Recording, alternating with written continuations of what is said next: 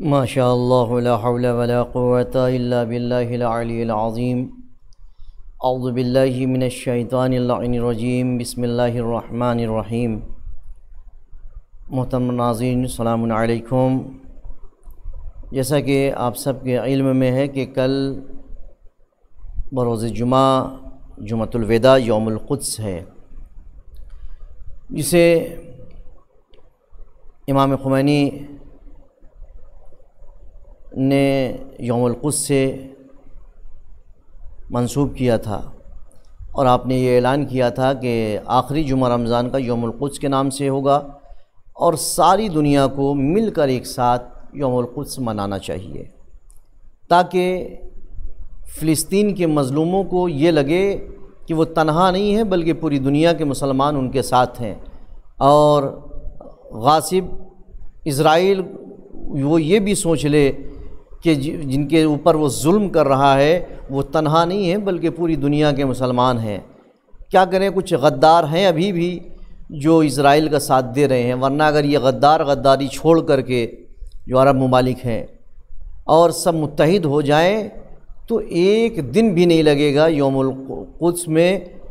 بیت المقدس کو آزاد کرنے میں، چونکہ ہماری تاریخ وابستہ ہے بیت المقدس سے۔ اور شیعہ علماء کرام نے تو اکثر و بیشتر بڑی حساسیت کے ساتھ قدس کے حوالے سے کام کیا ہے، اور تقریباً دنیا کے 80 بلکہ اس سے بھی زیادہ ممالک میں یوم القدس منایا جاتا ہے بڑے شان و شوکت کے ساتھ، اور باقاعدہ طور پر شیعہ اور سنی سب مل کر کے کرتے ہیں، لیکن جیسے متحد ہو کے کرنا چاہیے ابھی اس طریقے سے ہو نہیں رہا ہے۔ اگر سب متحد ہو کر کے کرنے لگیں تو دنیا کو پتہ چلے گا کہ ان کی طاقت کیا ہے۔ بہرحال خمینی صاحب نے جب اعلان کیا تھا تو انہوں نے باقاعدہ خط بھی لکھا، تو میں وہ آپ کے سامنے بیان کرنا چاہتا ہوں۔ خمینی صاحب نے کہا کہ میں نے عرصہ دراز سے تمام مسلمانوں کو غاصب اسرائیل کے خطرے کی طرف متوجہ کیا ہے، ہمیشہ، جیسے آج آغا رہبر اسرائیل اور امریکہ کی طرف سے متوجہ کر رہے ہیں، اور یہ بار بار کہہ رہے ہیں کہ امریکہ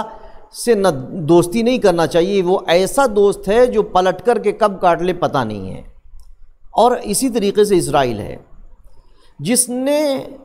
ان دنوں میں ہمارے فلسطینی بھائیوں پر حملات کو شدید کر دیا ہے، اور خاص طور پر جنوبی لبنان میں فلسطینی مجاہدین کے خاتمے کے لیے مسلسل ان کے گھروں پر بمباری کر رہا ہے۔ میں پورے عالم اسلام کے مسلمانوں اور اسلامی حکومتوں سے درخواست کرتا ہوں، خمینی صاحب کہہ رہے ہیں کہ اس غاصب اور اس کے حامیوں کے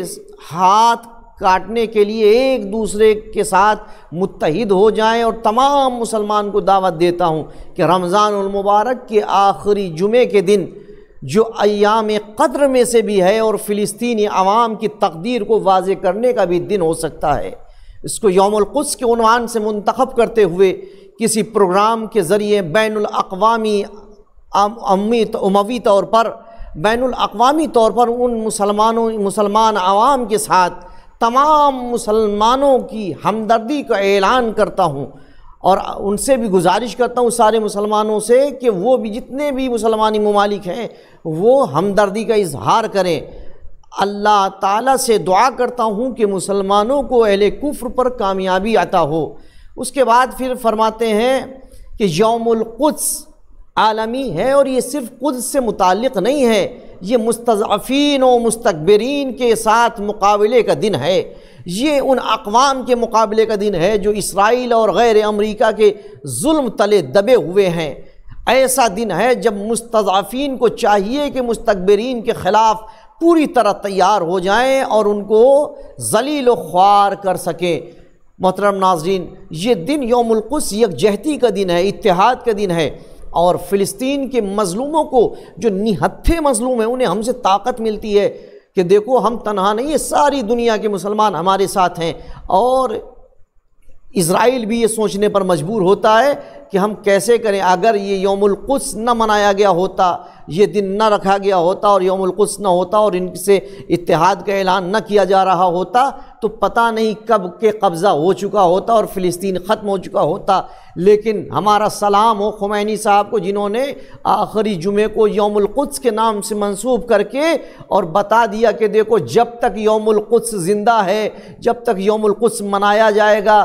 اسرائیل میں ہمت و طاقت نہیں ہے کہ وہ فلسطینیوں کا خاتمہ کر سکے اور قدس پہ قبضہ کر سکے۔ خمینی صاحب نے یہاں تک کہا کہ اگر سارے مسلمان متحد ہو جائیں اور ایک ایک بالٹی پانی اپنے اپنے مقام پر کھڑے ہو کر کے ڈال دیں تو پھر اسرائیل صف ہستی سے مٹ جائے گا۔ محترم ناظرین، یوم القدس ہے، جہاں کہیں بھی آپ ہیں، جس مقام پر بھی ہیں، جس حالت میں بھی ہیں، اپنی آواز کو ان مظلوم کے حق میں اٹھائیے اور ظالم کے خلاف آواز اٹھائیے۔ یوم القدس یعنی ظالم کی مخالفت، مظلوم کی حمایت کا دن ہے۔ وآخر الدعوانا ان الحمد للہ رب العالمین۔